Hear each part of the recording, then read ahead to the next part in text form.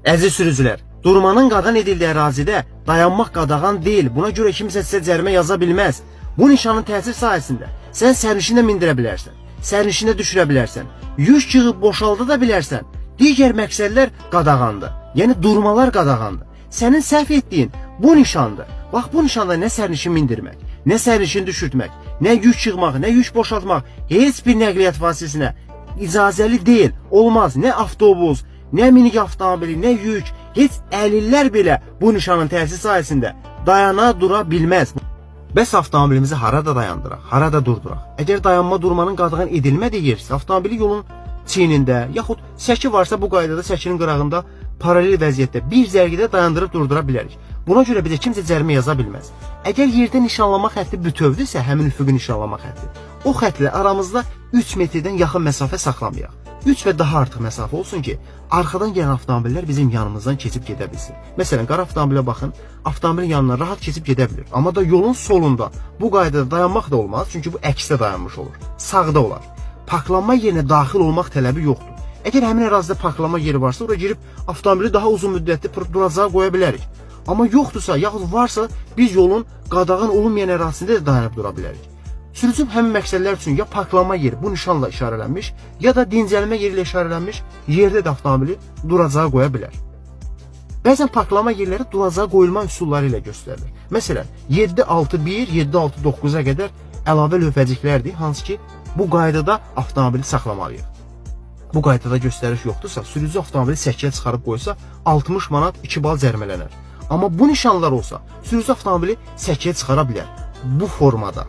Əgər səkiyə təmas varsa, məsələn, əgər bu qaydada səkiyə təmas olsa belə, yadda saxlayın ki, kütləsindən asılı olmayaraq yük avtomobilləri və avtobusları səkidə saxlamağı qadağandır, olmaz. Səkidə saxlaya bilər minik avtomobilləri, motosikletlər, mopedlər, kiçik elektrik nəqliyyat vasitələri. Bunu belə yadda saxlayın. Və ikinci məsələ, durmaq qadağan edilən ərazidə dayanmaq olar. Yəni adam mindirib düşürə bilərsən, yük yığı boşalda bilərsən. Bu manevrlər qadağan deyil. Digər məqsədlər olmaz. Məsələn, kimsə gözləmək, söhbət etmək, avtomobildə oturub yatmaq və s. Bunları qadağan edir. Amma sənin qarışdırdığın bu nişandır. Dayanmaq qadağan edilən yerdə heç bir şey olmaz. Heç əlillər belə burada dayana bilməz. Nə yük yığmaq, nə yük boşaltmaq, heç bir manevr, yəni heç bir hərəkətsiz dərəcə gəlmələr üçün məqsəd qadağandır. Bunlara icazə verilmir. Bəs bu qadağan olunan bu ərazilər, dayanmaq, durmaq haralara qədər qüvvədədir? Ya harda nişan əhəmiyyətini itirir? Əgər nişan qarşıda bir yol ayrıcı varsa, yol ayrıcına qədər qüvvədədir. Yəni nişan qoyulan yerdən qarşımıza çıxan ilk yol ayrıcına qədər dayanmaq və durmaq qadağandır. Hansı ki, həmin yol ayrıcının statusu olmalıdır. Məsələn, nişanlarla işarələnmiş olmalıdır, yaxud qarşısında bir müvafiq baş yolla ikinci dərəcəli yolun kəsişməsi olmalıdır ki, o nişanları əhəmiyyətdən salsın. Əgər yol ayrıcı yoxdursa, qarşıda yol ayrıcı yoxdursa, o halda yaşayış məntəqəsinin sonunda nişan əhəmiyyətini itirir. Yaşayış məntəqəsi də yoxdursa, yaxud yaşayış məntəqəsi daxilindədirsə, o halda nişan əlavə məlumat nişanları ilə tətbiq oluna bilər. Məsələn, 7-2-1 nişanı ilə tətbiq oluna bilər bu vəziyyətdə. Yəni nişan qoyulan yerdən 100 metr qüvvədədir. Avtomatik olaraq 100 metr sonra nişan əhəmiyyətini itirir. Bəzən qüvvədə olma zonası nişanları ilə ola bilər. Məsələn, 7-2-4. Bu nişan deyir ki, nişan öncə də, sonra da qüvvədədir. Sürücü, dayanma, durma. Və biz nə vaxt gedib 7-2-3, yəni aşağı yönəlmiş oxu görsək, orada nişan əhəmiyyətini itirir. Bu da nişanın qüvvədə olma zonası nişanıdır, lövhəcikdir. Nişan bitdi demək. Nişanı keçən kimi artıq dayanmaq, durmaq, hər bir manevr olar. Sürücülər arasında ən çox çaşqınlıq yaradan ayın tək günləri, cüt günləri durmadır. Yadda saxlayın. Ayın kalendarlarını yadda saxlayırsınız. Əgər bu nişan tək yazılıbsa, deməli tək günlər durmaq qadağandır. Yəni baxın, 2-yə bölünməyən ədədlər tək gündür. Məsələn 1, 3, indi burada göstərəcəm. Baxın 1, 3, 5, 7, 29, 21 bu nişanlar tək günlərdir. Həmin günlərdə durmaq olmaz. Görsən ki, cütdür, bu cüt günlər, yəni həftənin ayın cüt günləri durmaq qadağandır. Bu vəziyyətdə də isə, məsələn 2, 4, 6, 8 bu günlərdə durmaq qadağandır. Digər məqsədlər üçün digər günlərdə durmaq olar.